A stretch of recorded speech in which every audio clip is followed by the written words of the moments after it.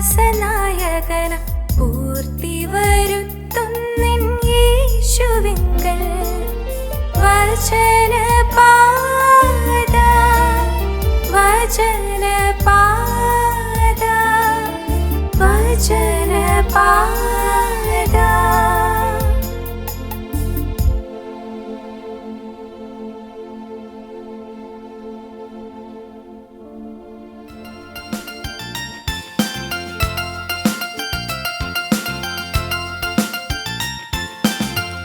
തേനിലും മധുരം വേദമല്ലാതിൻ നീതുണ്ടു ചൊൽ തോഴാ, നീ സശ്രദ്ധമിതിലെ സത്യങ്ങൾ വായിച്ചു ധ്യാനിക്കുകൻ തോഴാ. തേനിലും മധുരം വേദമല്ലാതിൻ നീതുണ്ടു ചൊൽ തോഴാ, സശ്രദ്ധമിതിലെ സത്യങ്ങൾ വായിച്ചു ധ്യാനിക്കുകൻ തോഴാ.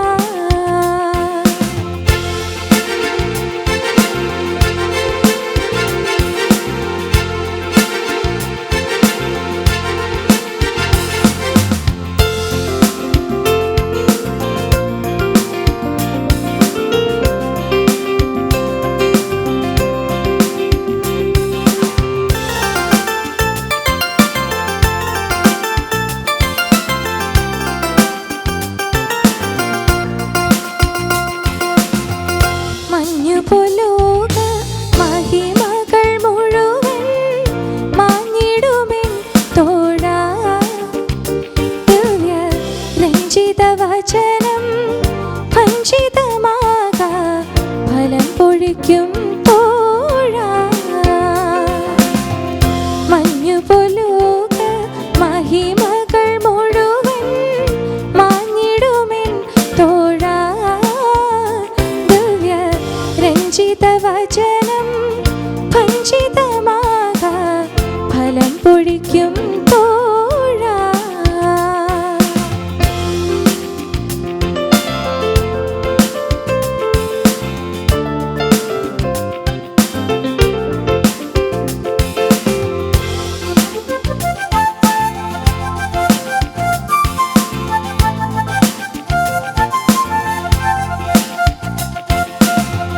പൊന്നും വസ്ത്രങ്ങളും മിന്നും രക്തങ്ങളും ഇതിനു സമമോ തോഴാ, എന്നും പുതുബലമരുളും അതിശോഭ കലരും ഗതി തരുമതുനൂനം. പൊന്നും വസ്ത്രങ്ങളും മിന്നും രത്നങ്ങളും ഇതിനു സമമോ തോഴാ, പുതുബലമരുളും അതിശോഭ കലരും ഗതി തരുമതുനൂനം.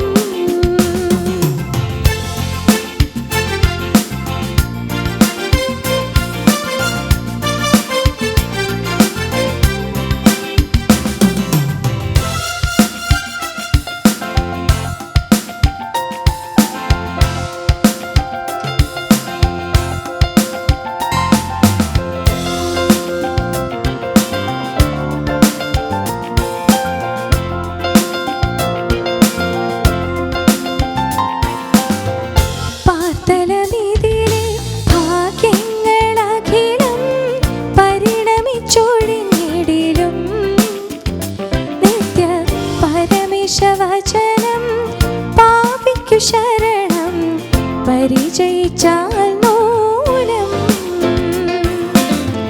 പാർത്തലമിതിലെ ഭാഗ്യങ്ങളഖിലം പരിണമിച്ചൊഴിഞ്ഞിടിലും നിത്യ പരമേശവചനം പാപിക്കു ശരണം പരിചയിച്ചാൽ മൂലം. എനിക്കെന്റെ ആശ്രയമേശുവത്രേ, സർവശക്തനാമെന്നേശുവത്രേ, ഞാനവൻ കൈകളിൽ സുരക്ഷിതനാം, യേശു മതിയായവൻ, യേശു മതി, ആ സ്നേഹം മതി, തൻ ക്രൂശു മതി എനിക്ക്. യേശു മതി, തൻ ഹിതം മതി, നിത്യജീവൻ മതി എനിക്ക്. യേശു മതി, ആ സ്നേഹം മതി, തൻ ക്രൂശു മതി എനിക്ക്.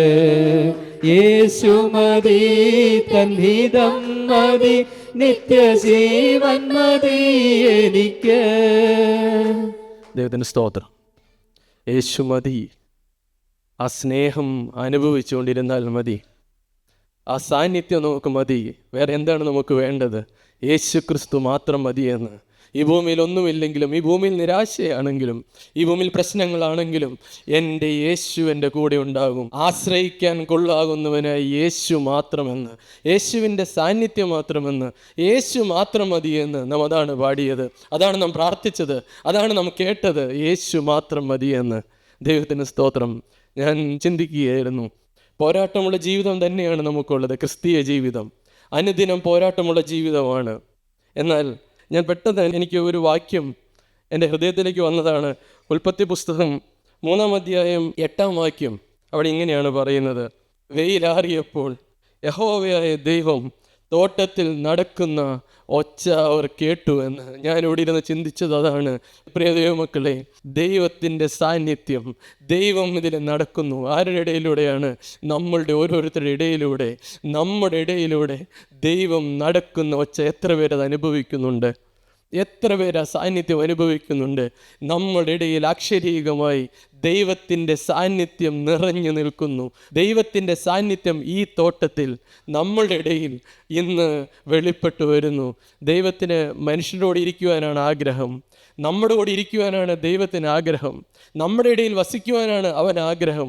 അവൻ സൃഷ്ടിച്ചുണ്ടാക്കിയ, അവൻ്റെ ശ്വാസം ഊതിത്തന്ന പാപികളായ നമ്മുടെ ഓരോരുത്തരുടെയും കൂടി ഇരിക്കുവാൻ ദൈവം ആഗ്രഹിച്ചുകൊണ്ട്, ദൈവത്തിന് കൊതിയാണ്. അവനെ മനുഷ്യൻ്റെ ആ കമ്പാനിയൻഷിപ്പ്, മനുഷ്യൻ്റെ ആ ഒരു അടുത്ത് ചേർന്നിരിക്കുവാൻ അവൻ ആഗ്രഹിച്ചുകൊണ്ട് നമ്മുടെ അടുത്തേക്ക് ഓരോ ദിവസവും ഇറങ്ങി വരുന്നു. പിന്നെ നാം എന്തിനാണ് വിഷമിക്കുന്നത്? പിന്നെ നാം എന്തിനാണ് ഭാരപ്പെടുന്നത്? എന്തെല്ലാം വിഷമങ്ങളുണ്ടെങ്കിലും ദൈവത്തിൻ്റെ സാന്നിധ്യം നമുക്കുണ്ടെങ്കിൽ നാം എന്തിനാണ് വേദനിക്കുന്നത്? ഞാൻ എപ്പോഴും ചിന്തിക്കും, ഞാൻ എൻ്റെ ഓഫീസിലായിരിക്കുമ്പോൾ, ഈ കഴിഞ്ഞ ദിവസവും ചില കാര്യങ്ങളെല്ലാം ഇടപെടുമ്പോൾ തനി ജഡപ്രകൃതം ഹൃദയത്തിൽ നിന്ന് പുറത്തേക്ക് വരുന്നു. തനി ജഡപ്രകൃതം. സാത്താൻ്റെ തന്ത്രങ്ങളാണത്. നിങ്ങളും ചിന്തിച്ച് നോക്കിക്കുക. നമ്മൾ ജീവിക്കുന്ന സാഹചര്യങ്ങളിലൂടെ, നാം ഇടപെടുന്ന സാഹചര്യങ്ങളിലൂടെ, നാം സംസാരിക്കുന്ന നമ്മുടെ വാക്കുകളിലൂടെ ജഡപ്രകൃതം വരാറില്ലേ? നാം ഒരിക്കലും ചിന്തിച്ച ഒരു കാര്യമായിരിക്കില്ല. അങ്ങനെ പറയണമെന്ന് നാം ചിന്തിച്ചൊരു കാര്യമായിരിക്കില്ല. ചിലപ്പോൾ നമ്മൾ ആ ഒരു സാഹചര്യത്തിലേക്ക് ഇറങ്ങിയപ്പോഴും നാം പ്രാർത്ഥിച്ചിട്ടുണ്ടാവും, കർത്താവേ നിന്റെ തിരുരക്തത്താൽ എന്നെ ഒന്ന് പൊതിഞ്ഞു കൊള്ളണമേ എന്ന്. നാം രാവിലെ വീട്ടിൽ നിന്ന് ഇറങ്ങുമ്പോൾ നാം പ്രാർത്ഥിക്കും, കർത്താവേ നീ എൻ്റെ കൂടെ ഇരിക്കണമേ എന്ന്. നാം ജോലി സ്ഥാപനത്തിലായിരിക്കുമ്പോഴും നാം പ്രാർത്ഥിക്കും, കർത്താവേ നീ എൻ്റെ കൂടെ ഉണ്ടായിരിക്കണമേ എന്ന്. എന്നാൽ ചില സാഹചര്യങ്ങളിൽ, ചില നിമിഷങ്ങളിൽ, ചില ജഡപ്രകൃതങ്ങൾ നമ്മളിൽ പൊങ്ങി വരുന്നു. എനിക്കും അങ്ങനെ അനുഭവങ്ങൾ ഉണ്ടാകാറുണ്ട്. ഈ കഴിഞ്ഞ ദിവസവും ഞാൻ ഒട്ടും ചിന്തിച്ചതല്ല, ഒട്ടും അങ്ങനെ പറയണമെന്ന് ചിന്തിച്ചതല്ല, ഒരു സാഹചര്യം എൻ്റെ മുമ്പിൽ വന്നു. എനിക്ക് ഒട്ടും നിയന്ത്രിക്കാനായില്ല. ഞാൻ പൊതുവെ അങ്ങനെ പുറമേ അധികം കോപിച്ച് സംസാരിക്കുന്ന ഒരു വ്യക്തിയല്ല.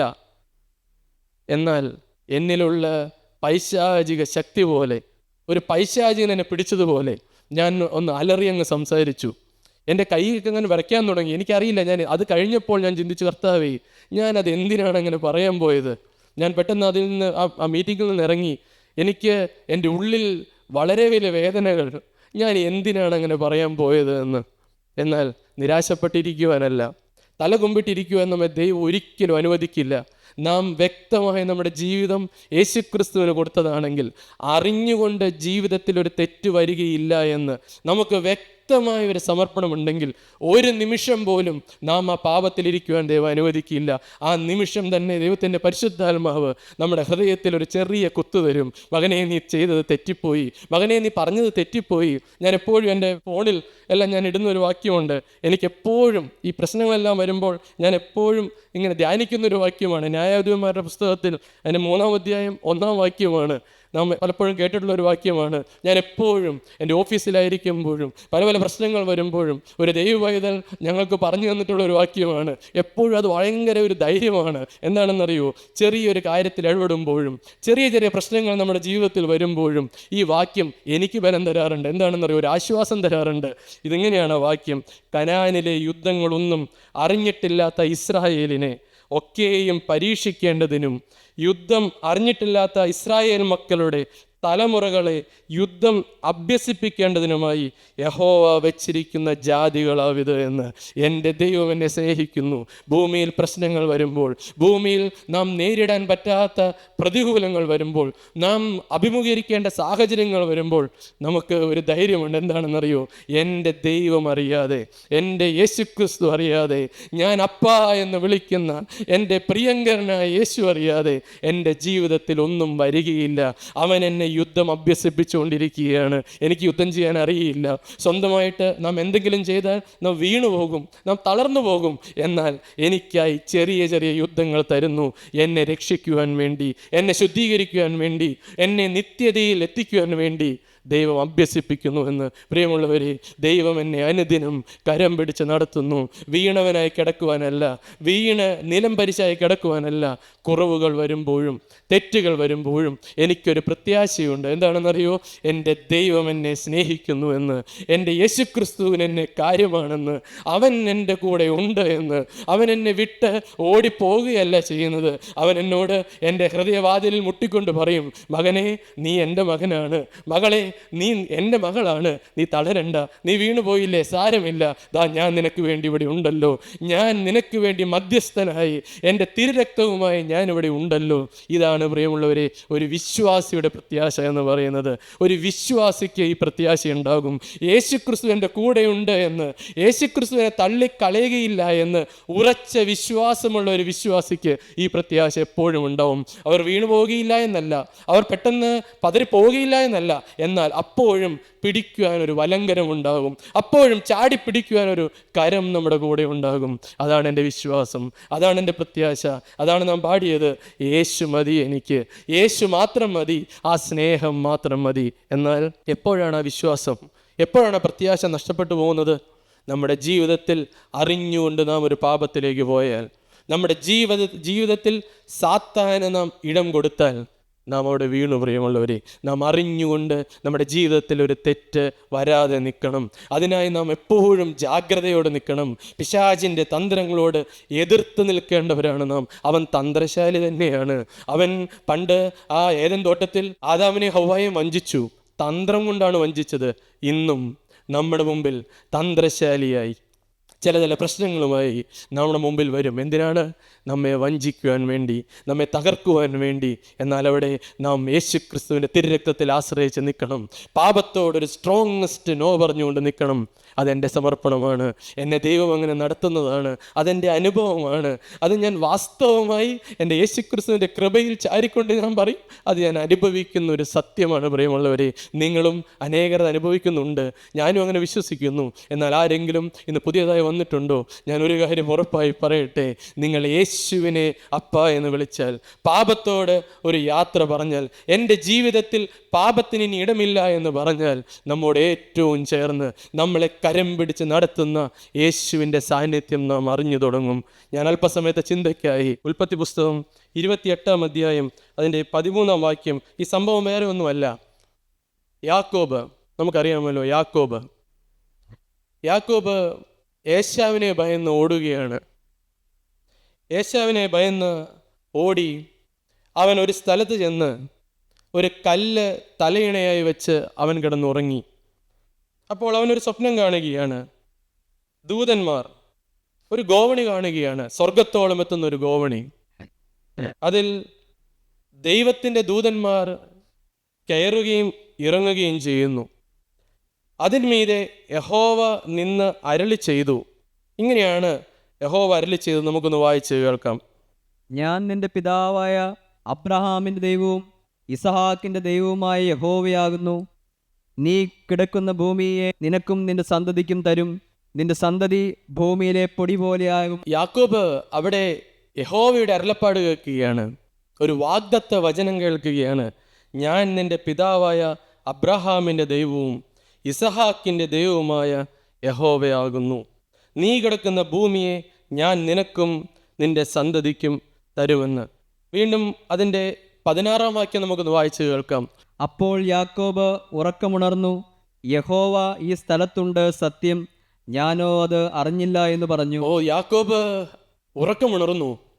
യാക്കോബ് ഉറക്കെ പറയുകയാണ്, യഹോവ ഈ സ്ഥലത്തുണ്ട്, സത്യം, അയ്യോ അത് ഞാൻ അറിഞ്ഞില്ല, അങ്ങനെ പറഞ്ഞു. എന്നാൽ വീണ്ടും അതിന് 28-ാം അധ്യായം 20-ാം വാക്യം നമുക്കൊന്ന് വായിക്കാം.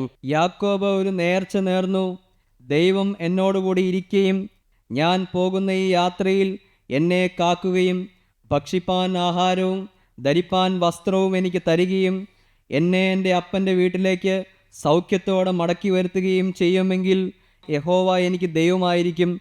ഞാൻ തൂണായി നിർത്തിയ ഈ കല്ല് ദൈവത്തിൻ്റെ ആലയവുമാകും. യാക്കോബിൻ്റെ ഒരു സമർപ്പണം. യാക്കോബ് ആ ദർശനം കണ്ടു, ദൈവത്തിൻ്റെ സാന്നിധ്യം അനുഭവിച്ചു, വ്യക്തമായി യഹോവ ഈ സ്ഥലത്തുണ്ട് എന്ന അനുഭവം യാക്കോബിന് കിട്ടി.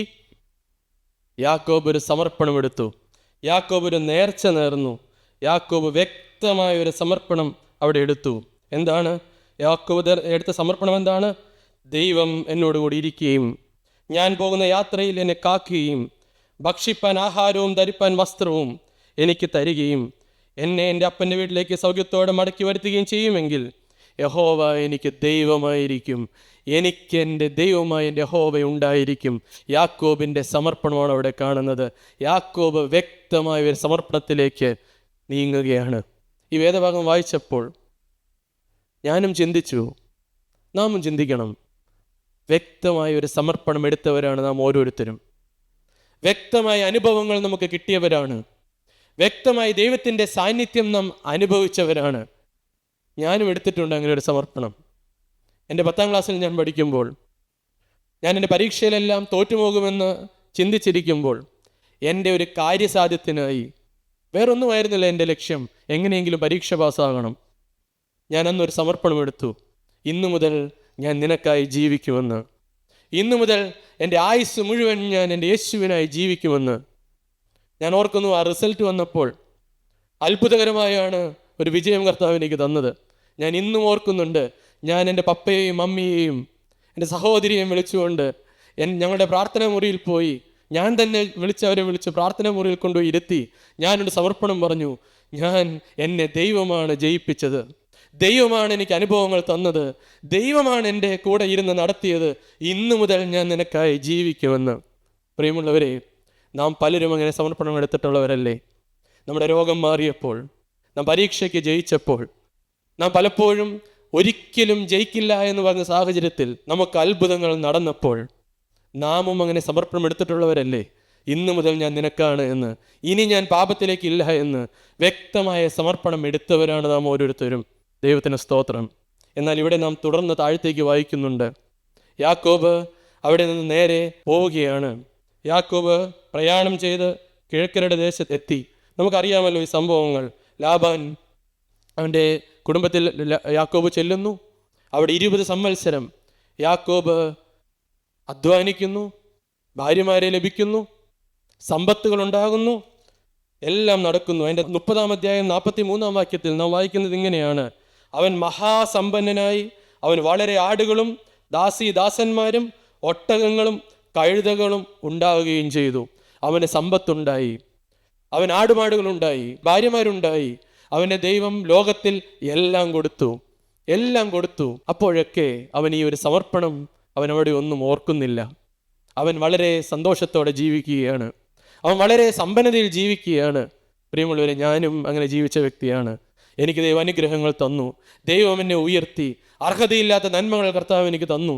എന്നാൽ അപ്പോഴൊക്കെയും ഞാൻ എടുത്ത സമർപ്പണം ഞാൻ മറന്നുപോയിരുന്നു. എന്നാൽ 31 അധ്യായം അതിൻ്റെ 2 വാക്യത്തിൽ ഒരു പ്രതിസന്ധി യാക്കോബിന് വരികയാണ്.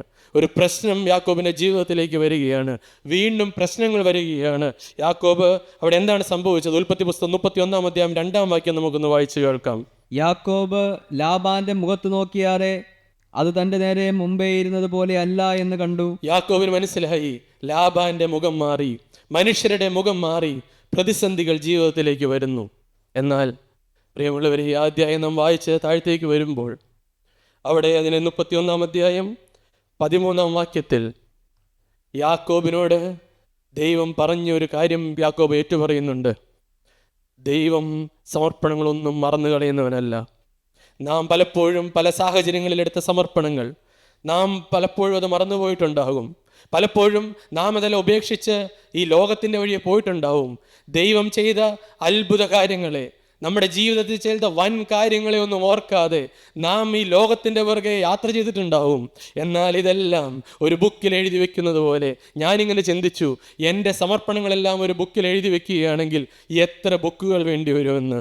ഓരോ ദിവസവും എടുക്കുന്ന സമർപ്പണങ്ങൾ ഓരോന്നും നാം ബുക്കിൽ എഴുതി വെക്കുകയാണെങ്കിൽ എനിക്ക് ഓർമ്മ വെച്ച നാളുകൾ മുതൽ ഞാൻ പറഞ്ഞിട്ടുള്ള സമർപ്പണങ്ങൾ എനിക്ക് പേടിയാകുമ്പോഴും, എക്സാമിന് കയറുമ്പോഴും, എനിക്ക് രോഗം വരുമ്പോഴും, അല്ല എൻ്റെ ബന്ധുക്കൾക്ക് രോഗം വരുമ്പോഴും, എനിക്ക് കടം വരുമ്പോഴും, എനിക്ക് ഈ ഒരിക്കലും തീർക്കാൻ പറ്റാത്ത പ്രശ്നങ്ങൾ എൻ്റെ ജീവിതത്തിൽ വരുമ്പോഴും എപ്പോഴും പറഞ്ഞ സമർപ്പണങ്ങൾ ഓരോന്നും ഞാൻ എഴുതി വെക്കുകയാണെങ്കിൽ എന്തായിരിക്കും നമ്മുടെ അവസ്ഥ? എന്നാൽ നാം പറഞ്ഞ ഒരു നിസ്സാര സമർപ്പണം, നമ്മുടെ കാര്യസാധ്യത്തിന് വേണ്ടി നാം പറഞ്ഞൊരു സമർപ്പണമാണെങ്കിലും അത് ദൈവം എഴുതി വെക്കുന്നു. ദൈവം നമ്മെ അത് ഓർപ്പിക്കുന്നു. എപ്പോഴാണ്? നമുക്കൊരു പ്രതിസന്ധി വരുമ്പോൾ, നമുക്കൊരു പ്രശ്നം വരുമ്പോൾ ആ സമർപ്പണം നമ്മുടെ ഹൃദയത്തിലേക്ക് വരും. അവിടെ പറയുകയാണ്, എന്താണ് പറഞ്ഞത്? 31 അധ്യായം അതിൻ്റെ 13 വാക്യം നമുക്കൊന്ന് വായിക്കാം. നീ തൂണിനെ അഭിഷേകം ചെയ്യുകയും എന്നോട് നേർച്ച നേരുകയും ചെയ്ത സ്ഥലമായ ബേഥേലിന്റെ ദൈവമാകുന്നു ഞാൻ. ആകയാൽ നീ എഴുന്നേറ്റ് ഈ ദേശം വിട്ട് ജന്മദേശത്തേക്ക് മടങ്ങിപ്പോക എന്ന് കൽപ്പിച്ചു. നീ തൂണിനെ അഭിഷേകം ചെയ്ത് നീ എന്നോട് സമർപ്പണം പറഞ്ഞത് യാക്കോബേ, നീ ഓർക്കുന്നുണ്ടോ? യാക്കോബേ, നീ അന്ന് എന്നോട് വ്യക്തമായൊരു സമർപ്പണം പറഞ്ഞതല്ലേ? ഞാനാണ് നിന്റെ ദൈവമെന്ന് നീ വ്യക്തമായൊരു സമർപ്പണം പറഞ്ഞതല്ലേ? അന്ന് ഞാനത് നോട്ട് ചെയ്ത് വെച്ചിട്ടുണ്ട്. നീ പറഞ്ഞ സമർപ്പണം നീ മറന്നുപോയിരിക്കും, എന്നാൽ ഞാനത് ഓർക്കുന്നുണ്ട്. നിനക്ക് ഈ പ്രതിസന്ധി ഘട്ടത്തിൽ നീ ഒരു കാര്യം, ആ സമർപ്പണത്തിലേക്കൊന്ന് തിരിഞ്ഞു നോക്കിക്കേ. നീ അന്ന് എടുത്ത ആ തീരുമാനത്തിലേക്കൊന്ന് തിരിഞ്ഞു നോക്കിക്കേ. നീ എവിടെയാണ് വീണുപോയത്? നീ എവിടെയാണത് മറന്നുപോയത്? പ്രിയമുള്ളവരെ, നാം ഓർക്കുക, ഇന്ന് നമുക്ക് പ്രതിസന്ധികൾ വരുമ്പോൾ, നമ്മുടെ ജീവിതത്തിലേക്ക് രോഗങ്ങൾ വരുമ്പോൾ, നമ്മുടെ ജീവിതത്തിലേക്ക് പ്രശ്നങ്ങൾ വരുമ്പോൾ നിങ്ങളും ചിന്തിച്ചു നോക്കുക, എവിടെയെങ്കിലും നാം എടുത്ത സമർപ്പണത്തിൽ നിന്ന് മാറിപ്പോയിട്ടുണ്ടോ? എവിടെയെങ്കിലും നാം എടുത്ത തീരുമാനത്തിൽ നിന്ന് മാറിപ്പോയിട്ടുണ്ടോ? ഇതെല്ലാം ദൈവം ഓർത്തു വെച്ചിട്ടുണ്ട്. അവൻ നമ്മുടെ പുറകെ നടക്കുന്നുണ്ട്. എപ്പോഴാണ് തിരിഞ്ഞു പിടിക്കേണ്ടത് എന്ന്, എപ്പോഴാണ് നീ തിരിച്ചു വരുന്നത് എന്ന് കാത്ത് ദൈവം അതെല്ലാം ഓർത്തു വെച്ചിട്ടുണ്ട്. നിന്റെ സമർപ്പണത്തിൽ നിന്ന് നീ മാറിപ്പോയോ?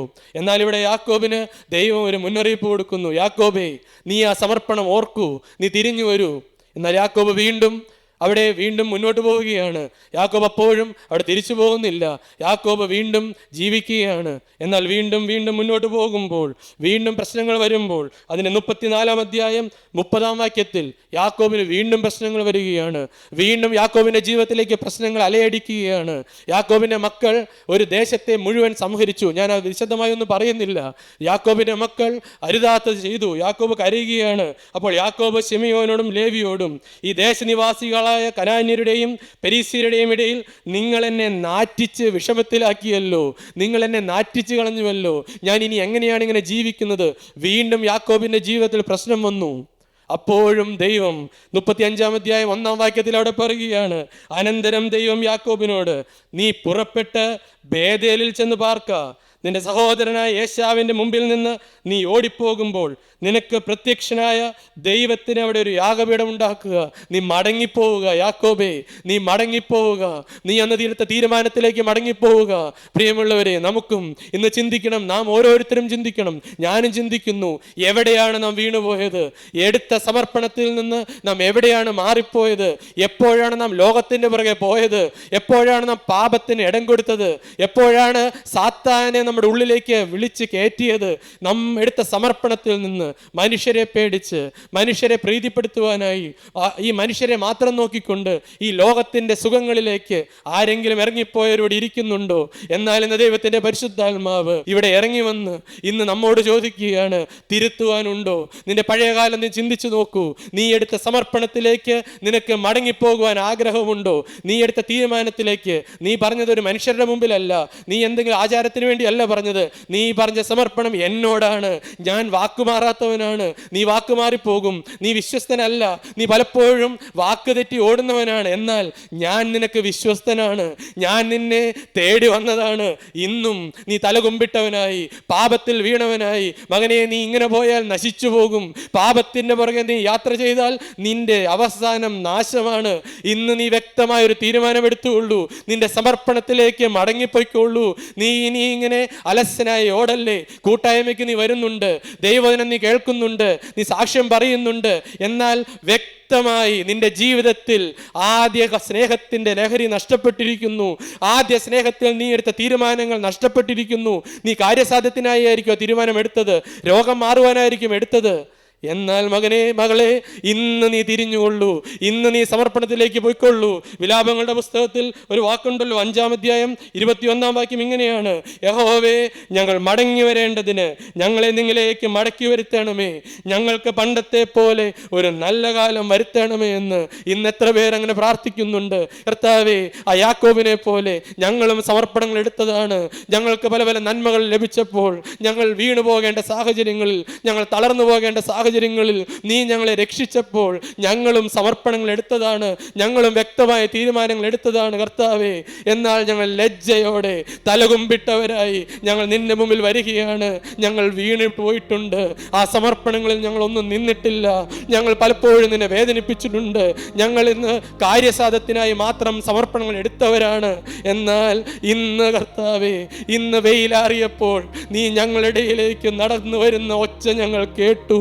നീ ഇവിടെ വന്നത് പാപിയായി എന്നെ തേടിയാണ്, എന്നെ സ്നേഹിക്കുന്നത് കൊണ്ടാണ്, ഈ സമർപ്പണത്തിൽ ഞാൻ വീണിരിക്കുന്നത് കണ്ടുകൊണ്ടാണ്. എന്നാൽ ഇന്ന് ഞങ്ങൾ സമർപ്പിക്കുന്നു. ആ ആദ്യ സ്നേഹത്തിലേക്ക് ഞങ്ങൾ മടങ്ങി വരുന്നു. പണ്ടത്തെ പോലെ നല്ലൊരു കാലം ഞങ്ങൾക്ക് കർത്താവേ നീ തരണമേ. ഞങ്ങളെ നീ ഒന്നുകൂടെ, ഞങ്ങളുടെ സമർപ്പണം ഒന്നുകൂടെ ഞങ്ങൾ പുതുക്കുകയാണ്.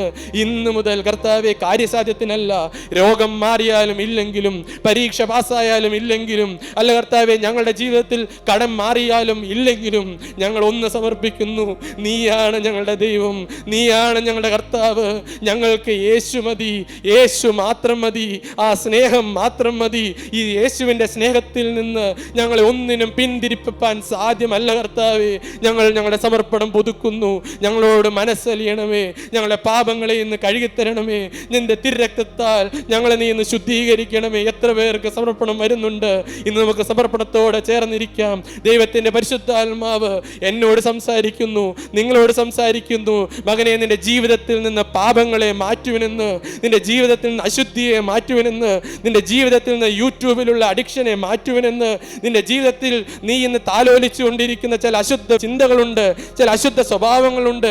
നീ ഇന്ന് യാത്ര പറയുവിനെന്ന്, നീ ഇന്ന് സമർപ്പണത്തിലേക്ക്, നിന്റെ ആദ്യ സമർപ്പണത്തിലേക്ക് തിരിഞ്ഞു വരുമെന്ന്, ഞാൻ നിന്നെ കൈക്കൊള്ളുവാമെന്ന്, ഞാൻ നിന്നെ സ്നേഹിക്കാമെന്ന്, ഞാൻ നിന്നെ ചേർത്തുകൊള്ളാമെന്ന്. പ്രിയമുള്ളവരെ, നമുക്ക് നമ്മെ തന്നെ മുഴുവനായി സമർപ്പിക്കാം. ദൈവത്തിൻ്റെ നാമം മാത്രം മഹത്വപ്പെടുമാറാകട്ടെ.